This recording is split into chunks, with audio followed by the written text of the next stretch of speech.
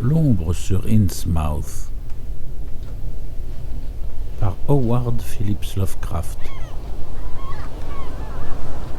Chapitre 1.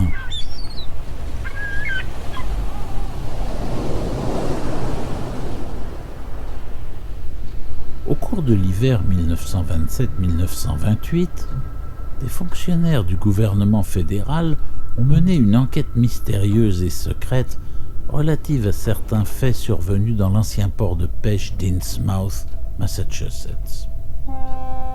Le public ne l'apprit qu'en février à l'occasion d'une série de rafles et d'arrestations suivies de l'incendie volontaire et du dynamitage, avec les précautions qui s'imposaient, d'un nombre considérable de maisons délabrées et vermoulues que l'on supposait vides le long du front de mer abandonné. Les esprits peu curieux prirent cet événement pour un nouvel épisode violent de la guerre menée contre les bootleggers.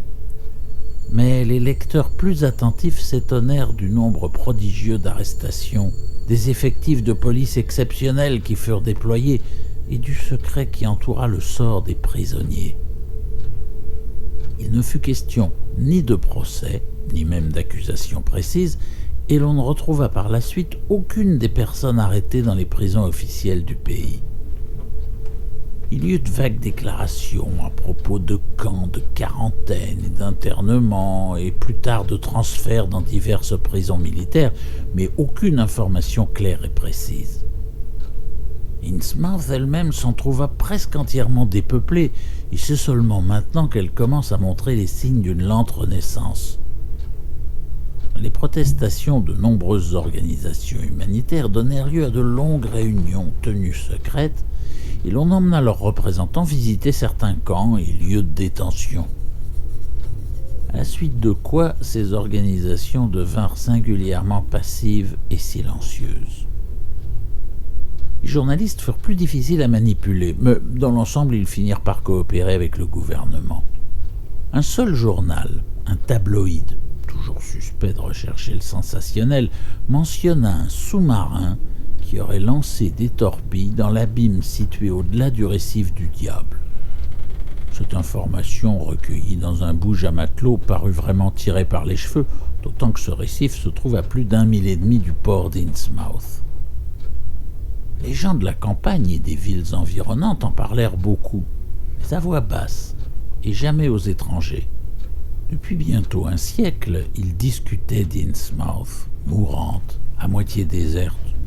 Mais rien de nouveau ne pourrait être plus délirant ni plus hideux que ce qui avait été chuchoté et évoqué dans les années passées. Bien des événements leur avaient appris à se taire, et rien n'aurait pu les obliger à parler. De toute façon, ils ne savaient pas grand-chose, car de vastes marécages désolés et déserts séparent Innsmouth de l'intérieur des terres. Mais aujourd'hui, je vais rompre le silence qui entoure cette affaire. Mes informations sont très sérieuses et je suis certain que le grand public ne souffrira aucun préjudice autre qu'une répugnance violente en entendant ce que les enquêteurs horrifiés ont réellement découvert à Innsmouth. Du reste, il peut y avoir à ces découvertes plus d'une explication. J'ignore dans quelle mesure l'histoire m'a été entièrement dévoilée, et j'ai bien des raisons pour ne pas avoir envie de creuser davantage, car je m'y suis trouvé mêlé bien plus étroitement qu'aucun autre, et j'en porte des séquelles qui pourraient encore me conduire à des décisions extrêmes. C'est moi, hystérique, qui me suis enfui d'Innsmouth à l'aube du 16 juillet 1927, et dont les demandes angoissées d'enquête et de mesures gouvernementales ont révélé les incidents que je rapporte. J'ai préféré garder le silence tant que l'affaire était incertaine et récente, mais aujourd'hui, c'est déjà une vieille histoire qui ne suscite plus la curiosité ni l'intérêt du public, et j'éprouve l'étrange désir de révéler les effroyables heures que j'ai passées dans ce lieu malfamé et pernicieux, havre de mort et d'anomalies impies. Le simple fait de raconter cette histoire va m'aider à reprendre confiance en mes propres facultés, et à me convaincre que je n'ai pas été le premier à succomber à une hallucination contagieuse et cauchemardesque. Cela m'aidera aussi à me décider enfin à faire le pas terrible qui m'attend. Je n'avais jamais entendu parler d'Innsmouth avant de m'y rendre pour la première fois et, jusqu'à présent, dernière fois. Je fêtais mon passage à l'âge adulte en parcourant la Nouvelle-Angleterre comme touriste, amateur d'antiquités et de généalogie, et j'avais projeté d'aller directement de l'ancienne Newburyport jusqu'à Arkham, dont la famille de ma mère est originaire. Je n'avais pas de voiture et je voyageais en train, en tramway, en bus, choisissant toujours le trajet le plus économique. À Newburyport, on me dit que pour Arkham, il fallait prendre le train à vapeur, et ce fut seulement au guichet de la gare, comme je m'étonnais du prix du billet, que j'appris l'existence d'Innsmouth. L'employé, un gros homme au visage rusé, dont l'accent montrait qu'il n'était pas du pays, sembla compréhensif vis-à-vis de mes problèmes d'argent et me suggéra une autre solution que personne d'autre ne m'avait encore proposée. Vous pourriez prendre le vieil autobus, je suppose, mais on ne l'aime pas beaucoup par ici. Il passe par Innsmouth, vous avez dû en entendre parler, et c'est ça qui plaît pas aux gens. C'est un type de là-bas qui le conduit, Joe Sargent. Mais c'est pas chez nous qu'il doit trouver des clients, ni ici, ni à Arkham d'ailleurs. Je me demande même comment il fait pour gagner sa vie. Les places doivent pas être chères, mais j'y vois jamais plus de 2 ou 3 personnes, et toujours des gens d'Innsmouth. Le bus part de la place en face de la pharmacie Hammond, à 10h du matin et à 7h du soir, à moins qu'ils aient changé dernièrement. Ça m'a l'air d'une vieille chignole et je n'y suis jamais monté. Ce fut donc là la première fois que j'entendis parler de la sombre Innsmouth. Une ville non répertoriée sur les cartes habituelles et absente des guides récents m'aurait déjà intéressé, mais la manière surprenante dont l'employé y avait fait allusion éveilla en moi une réelle curiosité. Une ville capable d'inspirer à ses voisins une telle aversion devait au moins, me dis-je, sortir de l'ordinaire et être digne de l'attention d'un touriste. Puisqu'elle était sur la route d'Arkham, je m'y arrêterais, et je priai donc l'employé de m'en dire plus. Il fut très circonspect et aborda le sujet d'un air un peu condescendant. « Innsmouth, c'est un drôle de patelin à l'embouchure du Manoxet.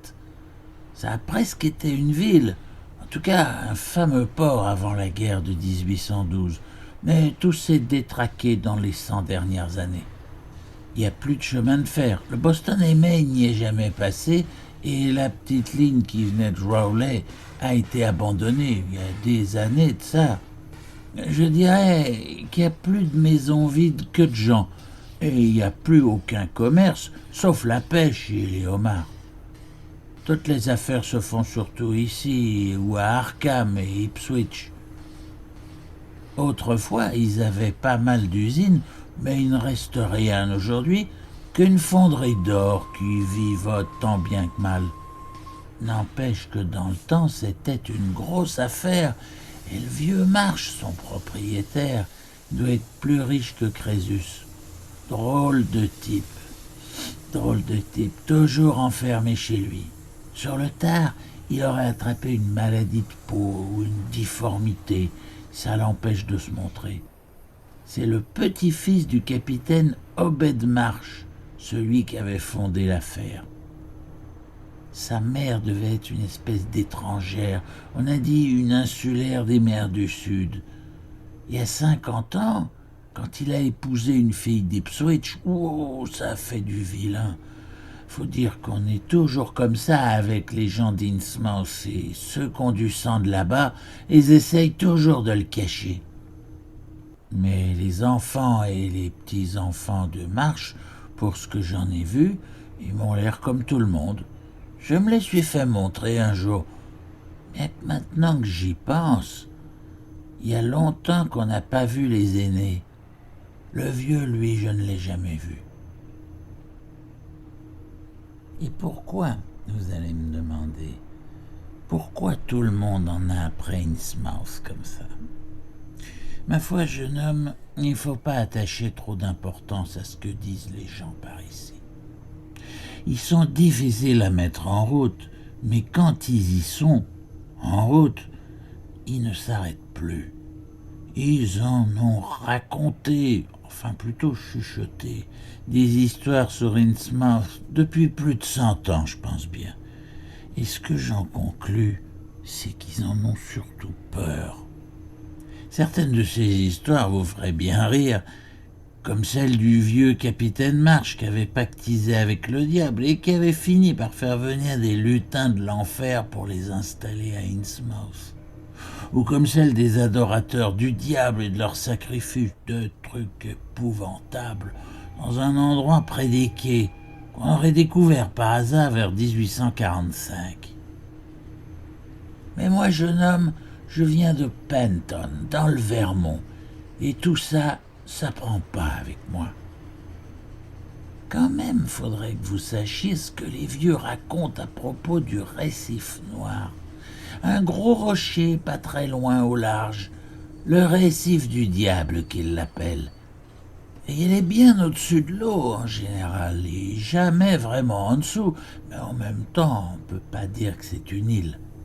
On raconte qu'on y voit quelquefois une légion de diables vautrés, ou qui font qu'entrer et sortir de cavernes près du sommet. D'une chose biscornue et déchiquetée, un bon mile du rivage. Et à l'époque où on naviguait encore, les marins faisaient un grand détour rien que pour l'éviter. Je veux dire les marins qui n'étaient pas d'Innsmouth. Une des choses qu'on reprochait au vieux capitaine March, c'est qu'il y débarquait la nuit, quand la marée le permettait. Ouais, il l'a peut-être fait. Ce rocher était sûrement intéressant, mais il est possible aussi qu'il ait cherché un butin de pirate, et même qu'il l'ait trouvé. Mais ce qu'on disait surtout, c'est qu'il faisait des affaires avec le diable et ses démons. Le fait est que c'est vraiment le capitaine qui a donné au récif sa mauvaise réputation. C'était avant la grande épidémie de 46. C'est elle qui a emporté plus de la moitié des gens d'Innsmouth. On n'a jamais su exactement ce que c'était. Probablement une maladie étrangère rapportée par bateau de Chine ou d'ailleurs. En tout cas, ça a fait du vilain. Il y a eu des émeutes et toutes sortes d'horreurs qui ne sont pas propagées à l'extérieur, mais la ville ne s'en est jamais remise. Il ne doit pas y vivre aujourd'hui plus de 300 ou 400 habitants. Maintenant, si vous voulez mon avis, la vraie raison de l'attitude des gens d'ici, c'est simplement un préjugé racial, et je peux pas dire que je les en blâme. Moi-même, j'ai horreur des gens d'Innsmouth et je voudrais pour rien au monde aller chez eux. Je suppose que vous savez, bien que vous venez de l'Ouest, j'entends ça à votre accent, vous savez que beaucoup de nos bateaux de Nouvelle-Angleterre ont été dans des drôles de ports en Afrique, en Asie, dans les mers du Sud et un peu partout, et quels drôles d'individus ils ramenaient avec eux. Vous avez sûrement entendu parler de ce gars de Salem qui est revenu avec une Chinoise. Et vous savez qu'il y a encore un tas d'indigènes des îles Fidji dans les parages de Cape Cod. Eh bien, ça doit être une histoire comme ça avec les gens d'Innsmouth. La ville a toujours été méchamment coupée du reste du pays par les rivières et les marécages. C'est bien qu'on ne sait pas ce qui s'y passe, mais il est probable que le vieux capitaine March a dû ramener des spécimens bizarres quand il avait 3 bateaux en service dans les années 20 et 30. Il y a sûrement encore aujourd'hui une trace d'hérédité un peu spéciale chez ces gens-là. Je ne sais pas comment l'expliquer, mais ça met mal à l'aise. Vous le remarquerez avec Sargent si vous prenez son bus. Il y en a qui ont la tête drôlement étroite, le nez plat, les yeux saillants et fixes, qui n'ont jamais l'air de se fermer. Et leur peau, elle n'est pas normale. Elle est rêche et couverte de croûte, toute ridée et plissée sur les côtés du cou. Ils deviennent chauves très jeunes aussi, et les vieux, ils ont l'air pire. Je vous avoue, je ne crois pas en avoir jamais vu des vraiment vieux. qui doivent mourir en se voyant dans une glace. Même les animaux les détestent. D'ailleurs, ils avaient beaucoup de problèmes avec les chevaux avant l'arrivée des automobiles. Personne par ici, ni à Arkham, ni à Ipswich ne veut avoir affaire à eux. Et eux-mêmes, ils se montrent très distants quand ils viennent en ville, ou quand quelqu'un essaye de pêcher dans leurs eaux. Bizarre quand même qu'il y ait toujours des tas de poissons au large d'Innsmouth, alors qu'il n'y en a nulle part ailleurs. Mais essayez un peu d'aller en pêcher, et vous allez voir comment vous serez accueillis. Tous ces gens, ils venaient ici par le train, en allant à pied à Rowley quand la voie de raccordement a été abandonnée. Mais à présent, ils prennent cet autobus. Oui, jeune homme, il y a un hôtel à Innsmouth, la maison Gilman. Mais je crois qu'il n'est pas bien fameux et je ne vous conseille pas de l'essayer. Mieux vaut rester ici et prendre le bus de 10h demain matin, et ensuite vous avez une correspondance pour Arkham à 8h du soir. Il y a 2 ans, un inspecteur du travail a passé une nuit au Gilman. Il a fait des tas de remarques désagréables à son sujet. Il disait qu'ils ont de drôles de clients. Il a entendu des voix dans d'autres chambres, bien que la plupart étaient vides, des voix qui lui ont donné la chair de poule. Elle parlait dans une langue étrangère, à son avis, mais il y en avait une pire que les autres qu'il entendait de temps en temps. Elle avait l'air si surnaturelle, comme un clapotis qu'il n'a pas osé se déshabiller ni se coucher. Il a veillé jusqu'au petit matin et il a filé à la première heure. Ça avait papoté ou clapoté presque toute la nuit. Ce gars-là, il s'appelait Casey. Bon, il en avait pas mal à raconter sur la façon dont les gens d'Innsmouth le surveillaient. Et il avait l'air comme qui dirait sur ses gardes. Il trouvait que la Finery Marsh était bizarre. Elle est installée au bord des dernières chutes du Manuxet. Et ce qu'il disait concordait avec tout ce que j'avais déjà entendu raconter. Des livres mal tenus, pas de compte précis, etc., etc. Mais on s'est toujours demandé, ils n'ont jamais eu l'air d'en acheter beaucoup. Et pourtant, voilà bien des années, ils expédiaient des quantités incroyables de lingots. Ah, il y avait les bijoux. On a beaucoup parlé de ces curieux bijoux, sûrement étrangers, que les marins et les ouvriers de l'usine revendaient en douce, ou qu'on aurait vu 1 ou 2 fois portés par les femmes marches. Les gens supposaient que le vieux capitaine Obed avait dû les troquer dans un de ses ports de sauvages, surtout qu'il achetait souvent des tas de perles de verre et des babioles, comme en avaient toujours les marins pour commercer avec les indigènes. Il y en a d'autres qui pensaient, et qui pensent encore, qu'il avait trouvé une vieille cage de pirates sur le récif du diable. Il y a quelque chose qui cloche. Le vieux capitaine est mort depuis 60 ans. Et depuis la guerre civile, aucun bateau d'un tonnage respectable n'est sorti du port. Or, les marches continuent comme autrefois à acheter de cette pacotille pour indigènes. Surtout les babioles en verre et en caoutchouc, à ce qui paraît. Peut-être bien que les gens d'Innsmouth se trouvent à leur goût en les mettant. Dieu sait, ils sont peut-être devenus comme les cannibales des mers du Sud et les sauvages de Guinée. L'épidémie de 46 a dû emporter les habitants sains. En tout cas, c'est des gens douteux maintenant. Même les marches et les autres rupins ne valent guère mieux. Comme je vous l'ai dit, il n'y a sûrement pas plus de 400 habitants dans tout le patelin, malgré la quantité de rues qui se vantent d'avoir. Ils m'ont l'air d'être ce qu'on appelle dans le sud la racaille blanche. Sournois, sans loi, avec plein de secrets. Ils pêchent beaucoup de poissons et de homards qu'ils exportent par camion. C'est incroyable comme ça grouille de poissons là-bas. Et nulle part ailleurs. Et puis pas moyen de contrôler ces gens-là. Les fonctionnaires de l'école publique ou du recensement envoient des vertes et des pas mûres avec eux. Je vous garantis que les étrangers trop curieux ne sont pas les bienvenus du côté d'Innsmouth.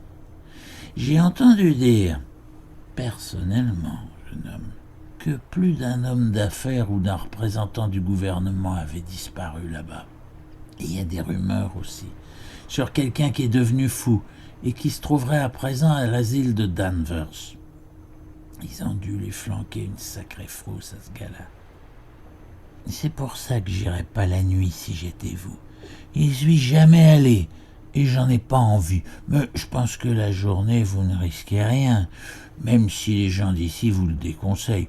Si vous êtes seulement touriste ou amateur d'antiquité, Innsmouth devrait être un endroit pas mal. Je passais donc une partie de la soirée à la bibliothèque municipale de Newburyport à la recherche d'informations sur Innsmouth. Quand j'avais essayé d'interroger les habitants dans les boutiques, au restaurant, dans les garages et chez les pompiers, je les avais trouvés finalement plus difficiles à se mettre en route que ne l'avait prédit l'employé de la gare, et je compris que je n'aurais pas le temps de vaincre leurs premières réticences instinctives. Ils avaient une sorte de méfiance obscure, comme s'il était déplacé de s'intéresser à Innsmouth. Au YMCA où je logeais, l'employé me déconseilla, sans plus, de me rendre dans un endroit aussi lugubre et décadent, et les gens de la bibliothèque exprimèrent la même opinion.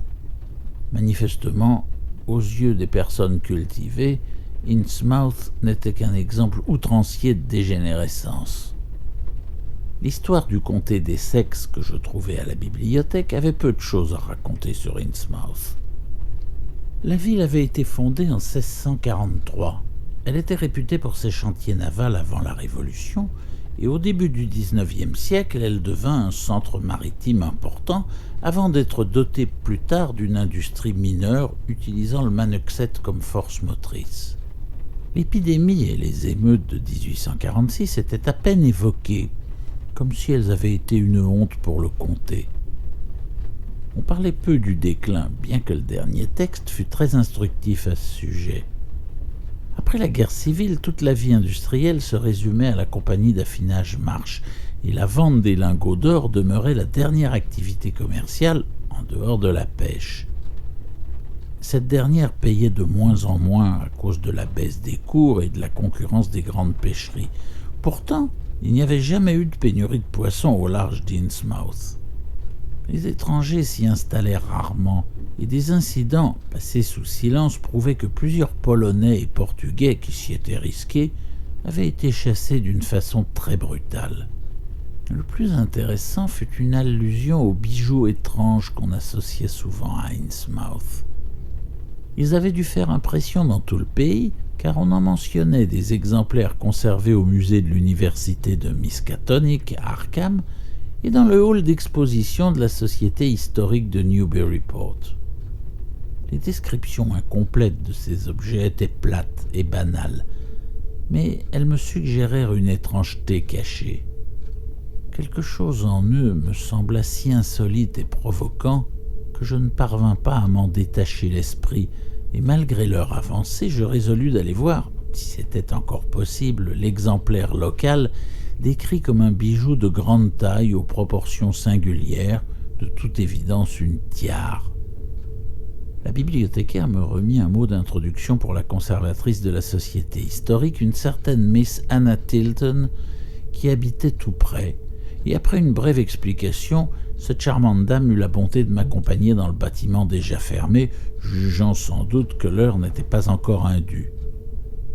La collection était véritablement remarquable, mais à cet instant, je n'avais d'yeux que pour l'objet bizarre qui brillait dans une vitrine d'angle sous la lumière électrique.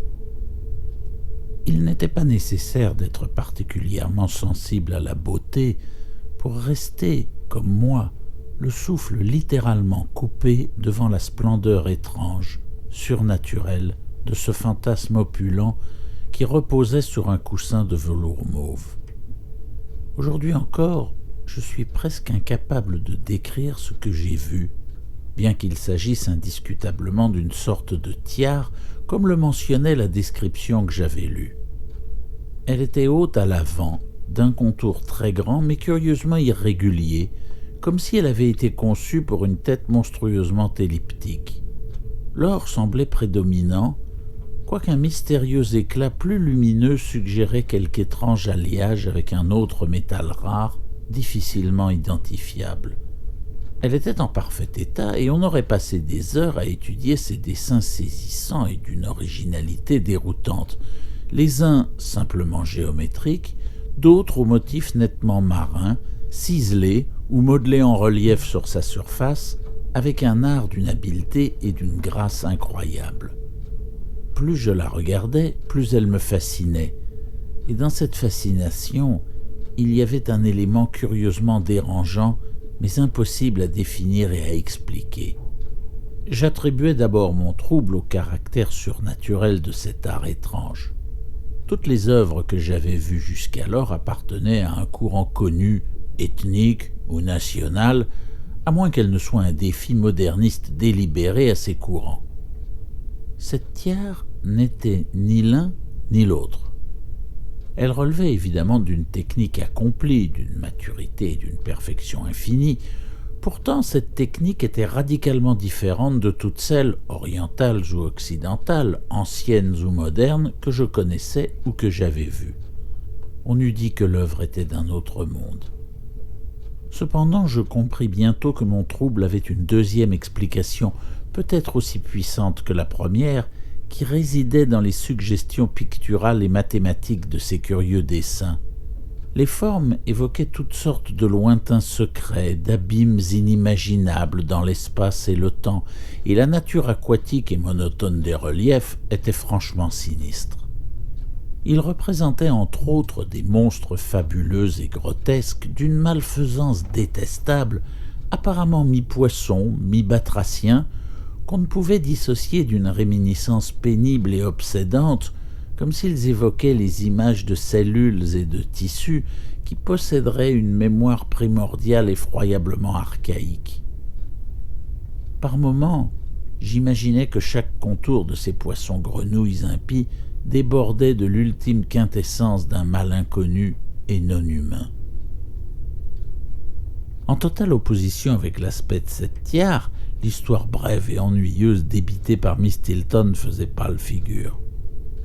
Elle avait été mise en gage pour une somme ridicule chez un prêteur de State Street en 1873 par un ivrogne d'Innsmouth, tué peu après dans une rixe. La société l'avait rachetée au prêteur et lui avait aussitôt offert une vitrine digne de sa qualité. On avait indiqué qu'elle provenait probablement des Indes orientales ou d'Indochine, mais cette attribution était provisoire. Miss Tilton, qui avait étudié toutes les hypothèses concernant son origine et sa présence en Nouvelle-Angleterre, inclinait à croire qu'elle avait fait partie du trésor exotique d'un pirate découvert par le vieux capitaine Obed Marsh.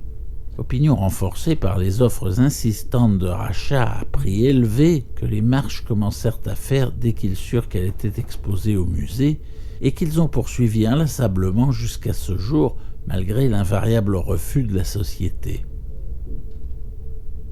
En me raccompagnant à la porte, cette dame sympathique me fit comprendre que la théorie du pirate qui aurait fait la fortune des Marsh était très répandue parmi l'intelligentsia de la région. Son sentiment personnel à l'égard de la ténébreuse Innsmouth, qu'elle n'avait jamais vue, était un dégoût profond vis-à-vis d'une communauté qui avait dévalé au bas de l'échelle culturelle, et elle m'assura que les rumeurs d'adoration satanique étaient en partie provoquées par l'existence d'une curieuse société secrète qui s'y était développée au point d'absorber toutes les religions classiques.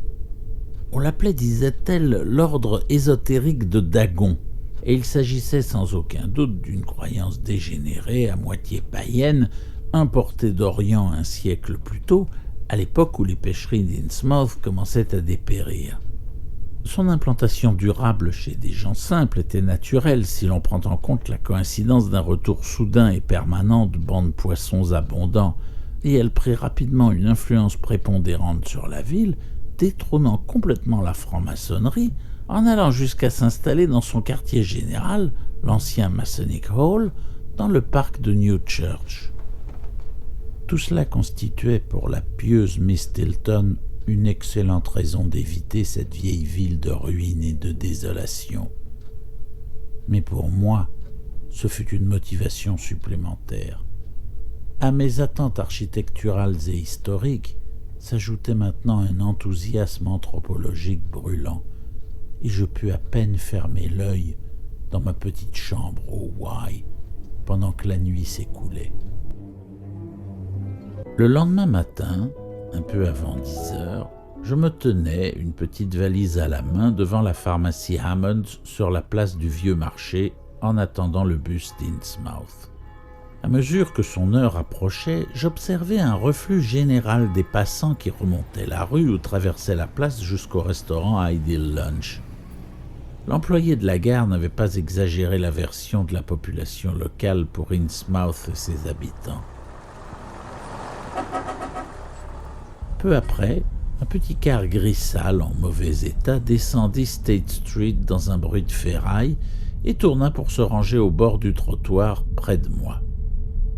Je sentis immédiatement que c'était lui, ce que confirma l'inscription à moitié lisible sur le pare-brise « Arkham, Innsmouth, Newburyport ».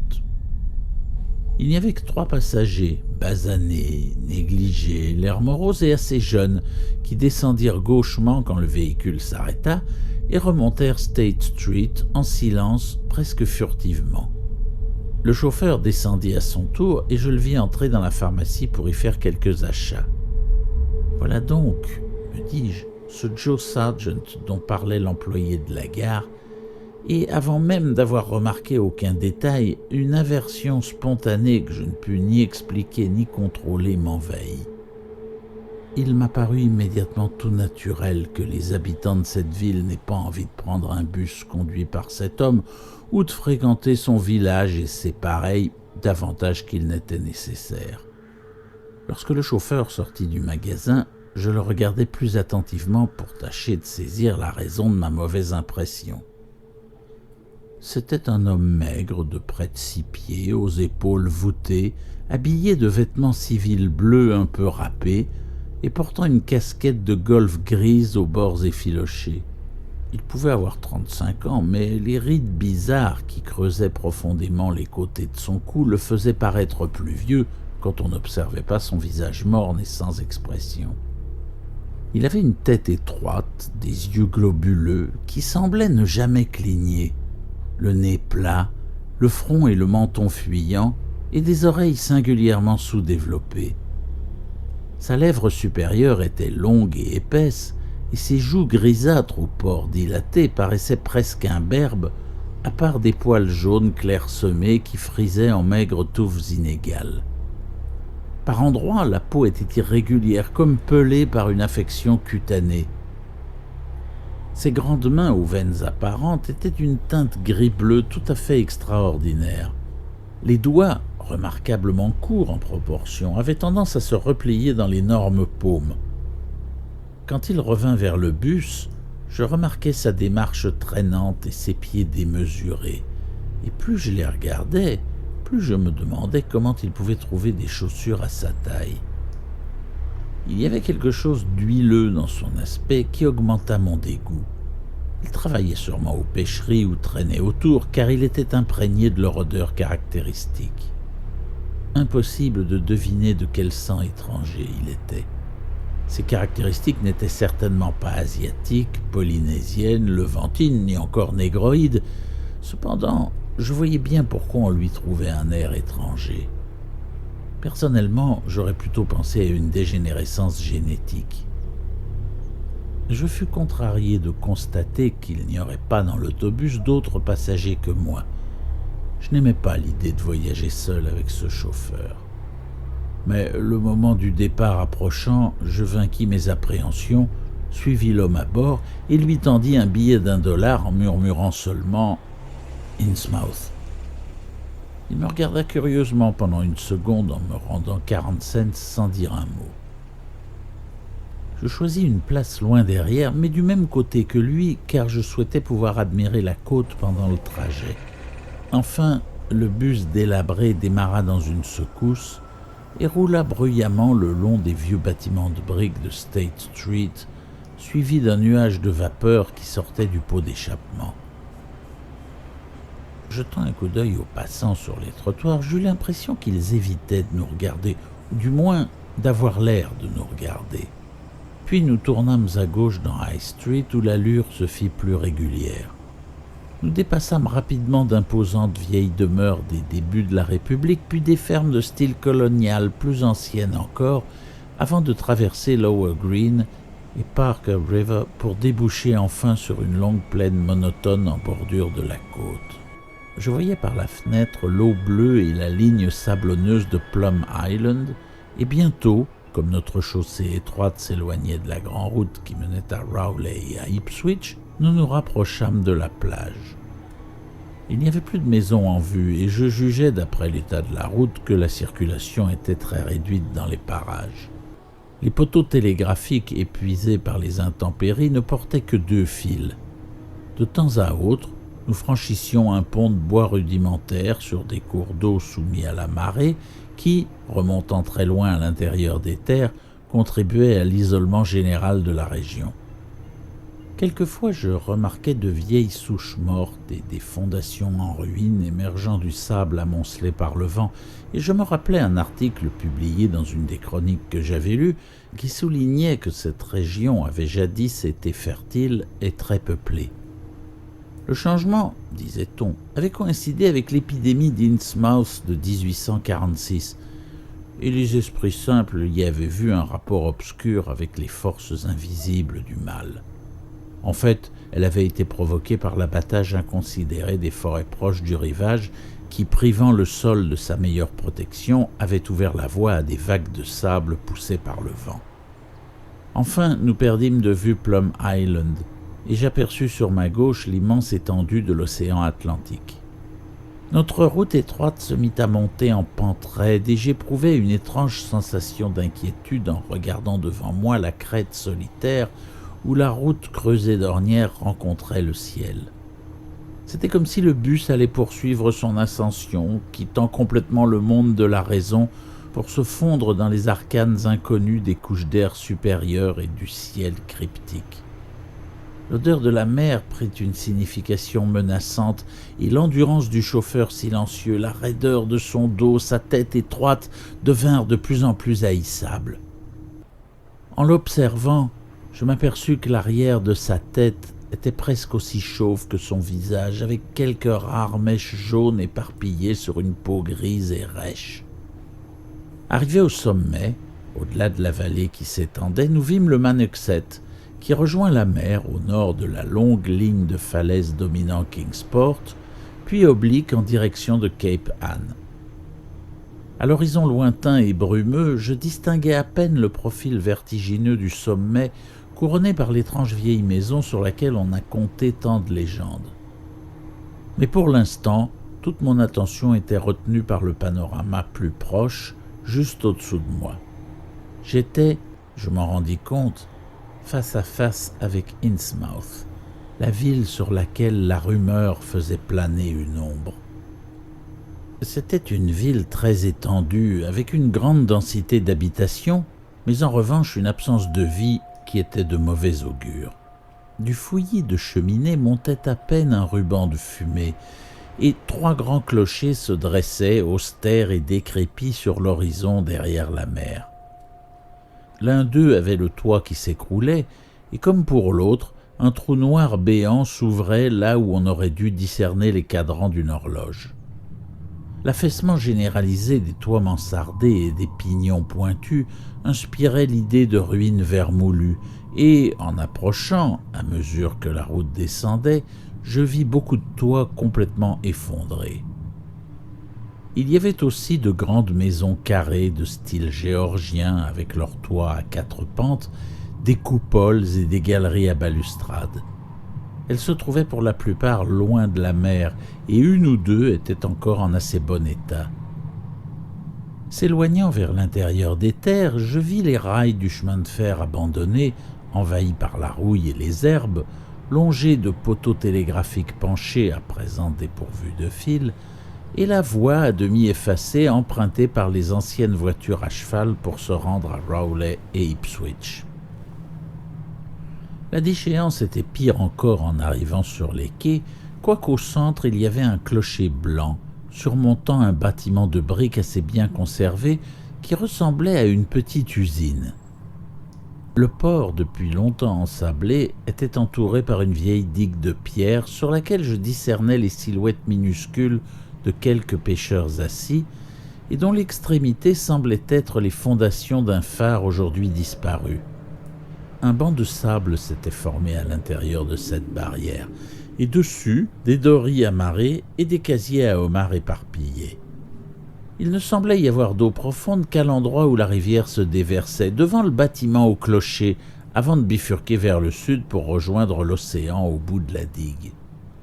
Ici et là, des quais en ruine partaient du rivage pour s'achever en une pourriture indéfinissable, ceux, les plus au sud, semblant les plus abîmés. Au large, malgré la marée haute, j'aperçus une longue ligne noire, sortant à peine au-dessus de l'eau, qui donnait déjà l'impression d'une étrange malfaisance latente. Ce devait être, mais je le savais, le récif du diable. Tandis que je l'observais, le sentiment subtil, bizarre qu'il me faisait signe, vint s'ajouter à son horreur repoussante, et curieusement, je trouvais cette nuance encore plus dérangeante que ma première impression. Nous ne rencontrâmes personne sur la route, et à présent nous longions des fermes désertes plus ou moins en ruine. Puis, je remarquai quelques maisons habitées aux fenêtres brisées, bourrées de chiffons, aux cours jonchés de coquillages et de poissons morts. Une ou deux fois, je vis des individus à l'air apathique travailler dans des jardins stériles ou chercher des clams sur la plage qui sentait le poisson, et des groupes d'enfants sales au visage simiesque qui jouaient devant les seuils envahis de mauvaises herbes. D'une certaine façon, ces gens semblaient encore plus inquiétants que les bâtiments lugubres, car presque tous présentaient des visages et des comportements singuliers qui m'étaient instinctivement antipathiques, sans que je sache préciser ou comprendre pourquoi. Pendant un instant, je crus que leur physique caractéristique me rappelait une image que j'avais déjà vue, peut-être dans un livre lu dans des circonstances particulièrement pénibles et tristes, mais ce pseudo-souvenir s'évanouit très rapidement. Comme l'autocar arrivait dans la plaine, je perçus le bruit régulier d'une chute d'eau qui rompait enfin le silence insolite. Des maisons penchées et lépreuses de plus en plus rapprochées bordaient les deux côtés de la route et prenaient un caractère plus citadin que celles que nous laissions derrière nous. Devant, la vue se limitait à un décor de rue où, par endroits, je vis les vestiges d'un ancien pavage et des portions de trottoirs de briques. Toutes les maisons paraissaient désertes, et parfois il y avait un espace vide où des restes de cheminées et de murs de caves attestaient d'une habitation écroulée. Envahissant tout, régnait l'odeur de poisson la plus infecte qu'on puisse imaginer. Bientôt des intersections et des carrefours apparurent. Les rues de gauche menaient au rivage, royaume crasseux et sordide, pourrissant sur la terre battue, tandis que celle de droite donnait encore l'image d'une grandeur passée. Jusque-là, je n'avais vu personne dans cette ville, mais enfin quelques signes d'une population clairsemée apparurent. Des rideaux aux fenêtres, ici et là, ou une vieille voiture au bord d'un trottoir. Car les trottoirs et les pavés étaient de plus en plus présents, et même si la plupart des maisons étaient franchement anciennes, des constructions de bois et de briques du début du XIXe siècle, elles restaient maintenues dans un état habitable. L'amateur d'antiquité en moi oublia presque la puanteur ignoble, tout comme le sentiment de menace et de répulsion au cœur de cette survivance d'un passé prospère et inaltéré. Mais je ne devais pas atteindre ma destination sans ressentir une forte impression des plus pénibles. L'autobus était parvenu à une sorte de vaste carrefour, ou plutôt un rond-point, avec des églises des deux côtés et au centre les restes d'une pelouse circulaire, et je regardais à ma droite un grand hall orné de colonnes. La peinture, autrefois blanche, était à présent grise et écaillée, et l'inscription noire et or au fronton était ternie au point que j'eus du mal à déchiffrer les mots « ordre ésotérique de Dagon ».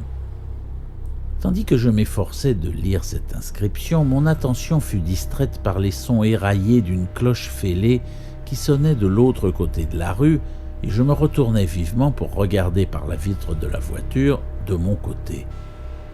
Le son venait d'une église de pierre trapue, visiblement plus récente que la plupart des maisons construites dans un style gothique grossier et dont la cave, anormalement haute, possédait des fenêtres aux volets clos. Bien que l'horloge eût perdu ses aiguilles du côté où je regardais, j'entendis la cloche enrouée sonner 11 heures. Puis soudain, tout aidé de temps s'effaça devant une image fulgurante d'une extrême intensité et d'une horreur inexplicable qui me saisit avant même que j'aie pu l'identifier. La porte du sous-sol était ouverte, révélant un rectangle de ténèbres à l'intérieur. Et au moment où je la regardais, quelque chose passa ou sembla passer sur ce fond noir, gravant dans mon esprit une impression fugitive de cauchemar d'autant plus affolante que l'analyse ne pouvait déceler le moindre caractère cauchemardesque. C'était un être vivant, le premier, à part le chauffeur, que j'ai vu depuis mon entrée dans la ville proprement dite. Si j'avais été plus calme, je n'y aurais trouvé absolument rien de terrifiant. De toute évidence, comme je le compris un moment plus tard, c'était le pasteur, affublé de curieux vêtements sacerdotaux, en usage sans doute depuis que l'ordre de Dagon avait modifié le rituel des églises locales. Ce qui avait dû attirer mon premier regard inconscient et me pénétrer d'horreur était la grande tiare qu'il portait, une réplique presque parfaite de celle que Miss Tilton m'avait montrée la veille au soir. Frappant mon imagination, elle avait donné un caractère sinistre et indéfinissable à la forme vêtue d'une robe, traînant les pieds et au visage indéterminé. Finalement, je me dis que je n'avais aucune raison d'avoir éprouvé ce choc à cause d'une réminiscence maléfique. N'était-il pas naturel qu'une secte locale adopte dans ses tenues un modèle de bijou rare, mais sans doute bien connu de la communauté suite à un événement fédérateur, par exemple la découverte d'un trésor? Bientôt, quelques jeunes gens répugnants émergèrent sur les trottoirs, seuls ou par petits groupes silencieux de 2 ou 3. Le rez-de-chaussée des maisons croulantes abritait parfois de petites boutiques aux enseignes minables, et je remarquai 1 ou 2 camions arrêtés alors que nous avancions bruyamment. Le bruit de chute d'eau devint de plus en plus distinct, et je vis presque aussitôt devant nous une rivière très encaissée, enjambée par un large pont à balustrade de fer, au-delà duquel s'ouvrait une grande place. Pendant que nous le franchissions, je regardai des 2 côtés et j'aperçus des usines sur le bord de la gorge et un peu plus bas. Tout au fond, l'eau était très abondante et je vis 2 chutes en amont à ma droite et au moins une en aval à ma gauche. À cet endroit, le bruit devint assourdissant. Nous arrivâmes sur la place de l'autre côté de la rivière et nous nous arrêtâmes à droite devant une grande bâtisse couronnée d'une coupole, habillée de restes de peinture jaune et affublée d'une enseigne à demi effacée qui annonçait que nous étions arrivés à la maison Gilman. J'étais content de descendre de ce bus et j'allais immédiatement déposer ma valise dans le hall sordide de l'hôtel. Il n'y avait qu'une personne en vue, un homme déjà âgé, qui n'avait pas cet air que j'avais surnommé le Look Innsmouth, et, me souvenant d'incidents bizarres qu'on avait signalés dans cet établissement, je résolus de ne lui poser aucune des questions qui me préoccupaient. J'allais plutôt faire un tour sur la place, d'où le bus était déjà reparti pour observer l'endroit plus attentivement. Recouverte de pavés ronds, elle était délimitée d'un côté par la ligne droite de la rivière et de l'autre par un demi-cercle de bâtiments de briques au toit à une pente datant de 1800 environ, d'où rayonnaient plusieurs rues vers le sud-est, le sud et le sud-ouest. Les réverbères étaient désespérément rares et petits, tous munis de lampes à incandescence de faible puissance, et je me félicitais d'avoir prévu mon départ avant la nuit, même si je savais que la lune serait pleine. Les bâtiments étaient tous en bon état et comptaient peut-être une douzaine de boutiques toujours en activité. L'une d'elles était une épicerie de la chaîne First National, une autre un restaurant lugubre suivi d'une pharmacie, les bureaux d'un poissonnier en gros, et une autre encore à l'extrémité est de la place, près de la rivière, qui abritait les bureaux de la seule industrie de la ville, la compagnie d'affinage Marsh. Il y avait une dizaine de personnes, 4 ou 5 automobiles et camions arrêtés çà et là. Il n'était pas besoin de m'expliquer que c'était le centre stratégique d'Innsmouth. À l'est, je pouvais apercevoir le bleu de la mer, sur laquelle se détachaient les ruines de 3 clochers géorgiens, apparemment superbes en leur temps, et vers le port, de l'autre côté de la rivière, le clocher blanc qui surmontait ce que je supposais être la finerie Marsh. Je décidai de commencer mes premières investigations à l'épicerie, le personnel d'une chaîne ayant plus de chances de ne pas être du pays. Je trouvai un garçon seul d'environ 17 ans, et je constatai avec plaisir son air accueillant et vif qui augurait d'informations intéressantes. Il semblait avoir envie de parler, et je compris bientôt qu'il n'aimait pas l'endroit, son odeur de poisson, ni ses habitants sournois. Quelques mots échangés avec un étranger étaient pour lui une bouffée d'air frais. Il venait d'Arkham, logeait auprès d'une famille originaire d'Ipswich, et retournait chez lui chaque fois qu'il avait un moment de liberté. Ses parents n'appréciaient pas davantage qu'il travaille à Innsmouth, mais la direction de la chaîne l'avait envoyé ici, et il ne voulait pas perdre son emploi. Il n'y avait à Innsmouth, dit-il, ni bibliothèque municipale, ni chambre de commerce. Je n'aurais aucune difficulté pour m'orienter. La rue par laquelle j'étais arrivé était Federal Street. À l'ouest se trouvaient les rues des anciens beaux quartiers, Broad, Washington, Lafayette et Adam Street. Et à l'est, du côté de la mer, les taudis. C'était là, le long de Main Street, que je trouverais d'anciennes églises géorgiennes, mais elles étaient toutes abandonnées depuis longtemps. De toute façon, mieux valait ne pas trop se faire remarquer dans ces parages, surtout au nord de la rivière, où les gens étaient agressifs et hostiles. Quelques étrangers y avaient même disparu. Certains endroits étaient presque territoires interdits, comme il l'avait cruellement appris à ses dépens. On devait par exemple éviter de traîner près de la finerie Marsh, autour des églises encore utilisées, ou de l'édifice à colonnes de l'ordre de Dagon, et enfin au parc de Newchurch. Les églises étaient très étranges, toutes formellement désavouées par leurs congrégations respectives, et elles avaient adopté des rituels et des vêtements sacerdotaux des plus bizarres.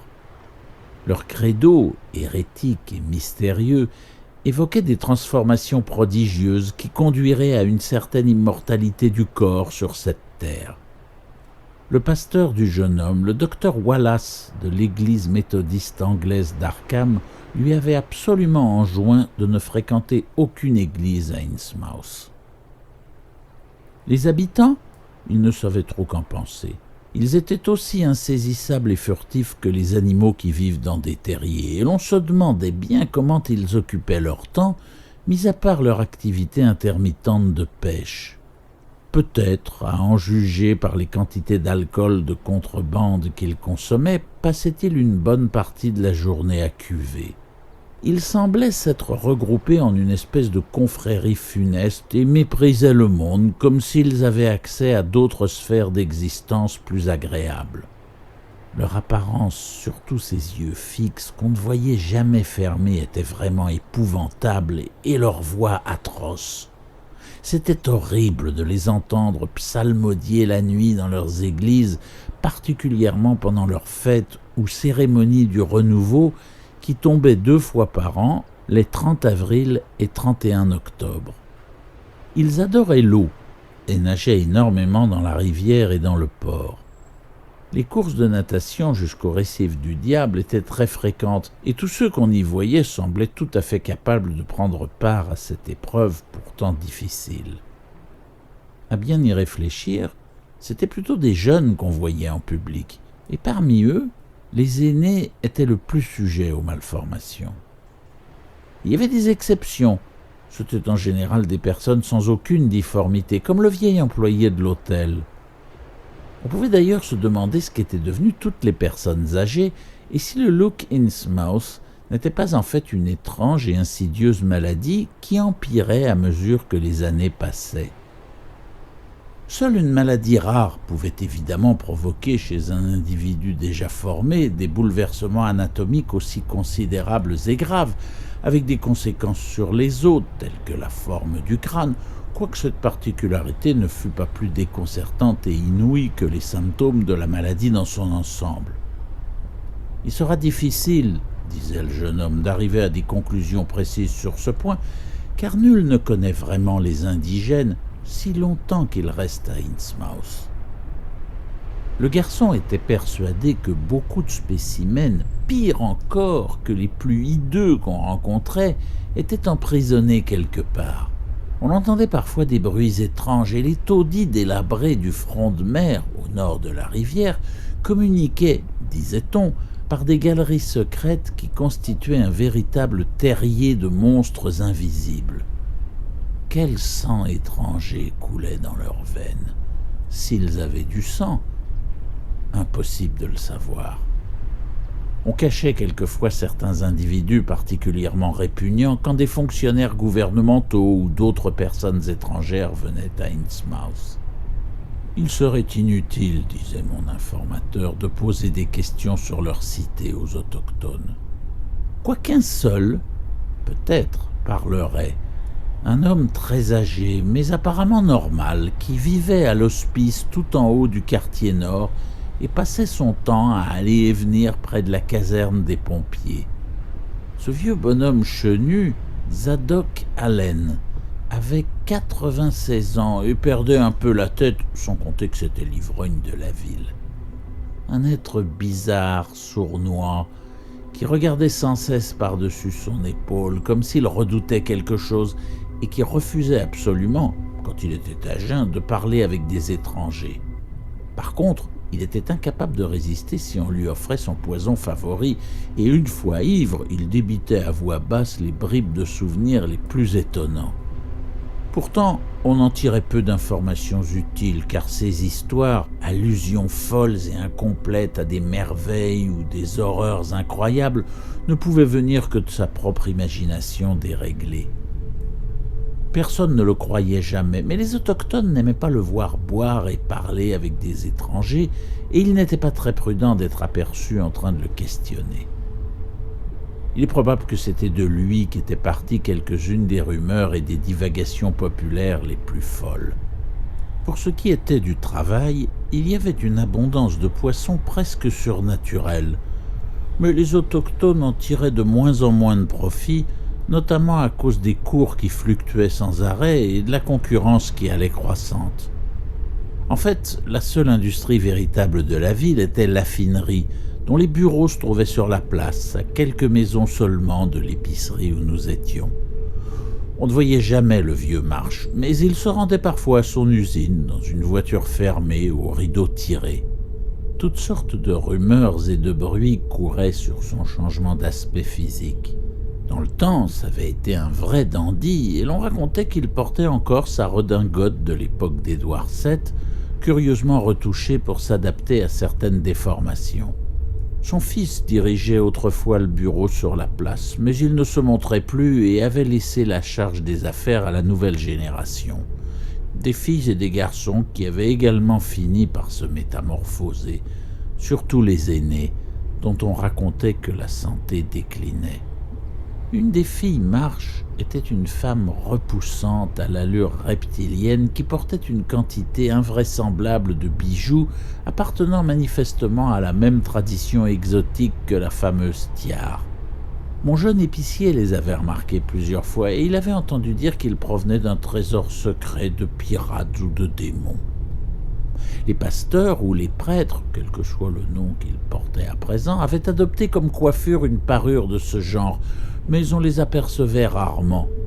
Le jeune homme n'en avait jamais vu, bien qu'il en existât beaucoup à Innsmouth, disait-on. Les Marsh, tout comme les 3 autres familles bien nées de la ville, les Waits, les Gilman et les Elliott, vivaient très retirés. Ils habitaient d'immenses demeures le long de Washington Street, et plusieurs étaient soupçonnés d'abriter en cachette certains parents, encore vivants, à qui leur étrange aspect interdisait de paraître en public, mais dont le décès avait été annoncé et dûment enregistré. M'ayant averti que beaucoup de rues avaient perdu leurs plaques, le jeune homme dessina à mon intention une carte sommaire mais claire et appliquée des lieux les plus importants de la ville. Après l'avoir examinée un moment, je sentis qu'elle me serait d'un grand secours, je l'empochai et le remerciai chaleureusement. Dégoûté par l'aspect miteux du seul restaurant que j'avais vu, j'achetai une bonne provision de biscuits au fromage et de gaufrettes au gingembre qui me tiendraient lieu de déjeuner. Je décidai de parcourir les rues principales, de parler à tous les non-indigènes que je pourrais rencontrer et de prendre le quart de 8 heures pour Arkham. La ville, je le voyais bien, offrait un exemple incroyable de déchéance collective, mais n'étant pas sociologue, je limiterai mes observations essentielles au domaine de l'architecture. C'est ainsi que je commençai ma visite systématique et assez déconcertante des rues étroites et sombres d'Innsmouth. Après avoir traversé le pont et tourné en direction du grondement des chutes en aval, je passai tout près de la Finery Marsh, bizarrement silencieuse pour une industrie. Elle se dressait sur la falaise qui dominait la rivière, près du pont et d'un carrefour qui devait être l'ancien centre de la cité, remplacé après la Révolution par Town Square. Retraversant le fleuve par le pont de Main Street, je découvris un quartier tellement désert que j'en frissonnais. Des enchevêtrements de toits à 2 pentes en train de s'écrouler formaient un horizon cranté et fantastique que dominait le sinistre clocher décapité d'une ancienne église. Certaines maisons de Main Street étaient occupées, mais la plupart avaient été condamnées avec des planches clouées. Dans les ruelles adjacentes, dépourvues de pavés, je vis les fenêtres noires et béantes de baraques abandonnées, dont beaucoup penchaient selon des angles incroyables et périlleux par suite de l'écroulement d'une partie des fondations. Ces fenêtres spectrales me fixaient, et il me fallut du courage pour tourner vers l'est en direction du port. La terreur des maisons désertes croît certainement en progression géométrique et non arithmétique à mesure que ces demeures se multiplient pour former une cité totalement désolée. La vue de ces interminables avenues aussi vides et mortes que des yeux de poisson, la pensée de ces enfilades de compartiments noirs et menaçants voués aux toiles d'araignées, aux souvenirs et aux vers vainqueurs, ressuscite des vestiges de peur et de dégoût que ne saurait dissiper la plus solide philosophie. Fish Street était aussi déserte que Main Street, mais en revanche, elle avait conservé beaucoup d'entrepôts de briques et de pierres en excellent état. Water Street en était presque la réplique, sauf qu'elle présentait de larges ouvertures en direction de la mer à la place des quais détruits. Je ne voyais pas un être vivant à part les pêcheurs éparpillés loin sur la digue, et je n'entendais pas d'autre bruit que le clapotis de la mer dans le port et le grondement des chutes du Manoxet. La ville me portait de plus en plus sur les nerfs, et je regardais furtivement derrière moi en rebroussant chemin pour traverser le pont branlant de Water Street. Celui de Fish Street, comme l'indiquait mon plan, était en ruine. Au nord de la rivière, il y avait quelques traces de vie sordide, conserverie de poissons en activité dans Water Street, fumée de cheminées et toits réparés ici et là, bruit de provenance indéterminée, silhouettes aux pas traînants dans les rues mornes et les ruelles de terre battue, mais cela me semblait encore plus oppressant que la désolation des quartiers sud. Car les gens d'ici étaient plus hideux, plus anormaux que ceux du centre-ville, au point que plusieurs fois, il me revint à l'esprit un souvenir absolument inconcevable que je n'arrivais pas à situer. Sans doute l'ascendance étrangère de la population d'Innsmouth était plus affirmée ici que vers l'intérieur des terres, à moins que le look Innsmouth ne soit une affection plutôt qu'une tare héréditaire, auquel cas ce quartier abritait les malades les plus atteints. Un détail me tracassait cependant. D'où pouvaient bien émaner les quelques bruits étouffés que j'entendais? En principe, ils auraient dû tous provenir des maisons apparemment habitées. Pourtant, c'était derrière les façades les mieux barricadées qu'ils étaient les plus forts. Il y avait des craquements, des pas précipités et des sons rauques, indéfinissables. Et je songeais avec inquiétude au tunnel secret dont le jeune épicier m'avait parlé. Soudain, je me demandais quelles pouvaient bien être les voix de ces gens. Jusqu'à présent, je n'avais entendu parler personne dans ce quartier. Mais, sans raison vraiment sérieuse, je tenais à ce que cela ne change pas. Je fis une pause juste suffisante pour admirer deux églises très belles, mais en ruine, sur Main Street et Church, après quoi je me hâtais de quitter les infects taudis du front de mer. Logiquement, j'aurais dû aller voir le parc de New Church, mais pour une raison ou une autre, je ne pus me faire à l'idée de repasser devant l'église où j'avais aperçu la silhouette inexplicablement terrifiante du prêtre ou du pasteur à la couronne étrange. D'ailleurs, le jeune épicier ne m'avait-il pas averti que les églises et la salle de l'ordre de Dagon n'étaient pas des endroits recommandables pour les étrangers. Aussi, je suivis plutôt Main Street en direction du nord jusqu'à Martin, puis tournant vers l'intérieur des terres, je traversai Federal, en restant prudemment éloigné du parc de New Church, et je pénétrai dans l'ancien quartier huppé de Broad Street Nord, Washington, Lafayette et Adams. Bien que ces vieilles avenues majestueuses fussent mal pavées et négligées, elles conservaient, à l'ombre des ormes, un reste de dignité. Maisons, résidences, manoirs réclamaient mon attention, la plupart délabrés et condamnés dans leur parc en friche, quoique dans chaque avenue, l'une ou l'autre demeure semblait habitée. Dans Washington Street, il en restait 4 ou 5 à la suite, en excellent état, entourés de pelouses et de jardins bien entretenus. La plus somptueuse, dont les vastes parterres en terrasse s'étendaient jusqu'à Lafayette, appartenait probablement au vieux Marsh, le propriétaire infecté de la finerie. On ne voyait âme qui vive dans ces rues, et je m'étonnais de l'absence totale de chats et de chiens à Innsmouth. Une autre chose me laissait perplexe et pour tout dire me perturbait. Même dans certaines des demeures les mieux conservées, beaucoup de fenêtres du 3e étage et du grenier étaient hermétiquement condamnées. La dissimulation et le mystère semblaient régner partout dans cette cité d'aliénation, de silence et de mort. Et je ne pouvais m'empêcher de me sentir observé de tous côtés par des yeux fixes et sournois, qui ne se fermaient jamais. Je sursautais en entendant à ma gauche la cloche fêlée sonner 3 heures dans son clocher. Je ne me rappelais que trop l'église trapue d'où ces notes provenaient. Suivant Washington Street en direction de la rivière, je me trouvais devant une ancienne zone industrielle et commerciale. Je remarquais les ruines d'une usine en face, puis d'autres plus loin. Enfin, les restes d'une vieille gare et d'un pont couvert permettant au chemin de fer de traverser la rivière à ma droite. Un panneau de danger était affiché à l'entrée de ce pont douteux. Néanmoins, je pris le risque et repassai sur la rive sud où des traces de vie réapparurent. Des créatures furtives aux pas traînants me jetèrent des regards énigmatiques et des visages plus normaux m'examinèrent avec froideur et curiosité.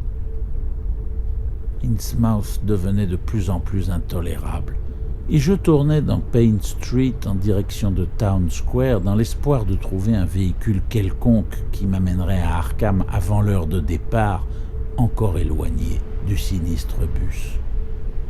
C'est alors que je vis à ma gauche la caserne de pompiers délabrée et que je remarquai un vieillard rougeau à la barbe hirsute et aux yeux délavés, couvert de haillons indescriptibles, qui, assis sur un banc, bavardait avec 2 pompiers en tenue négligée, mais à l'air normal. Cela ne pouvait être que lui, Zadok Allen, le nonagénaire alcoolique et à demi fou dont les histoires sur la vieille Innsmouth et son ombre étaient tellement hideuses et incroyables.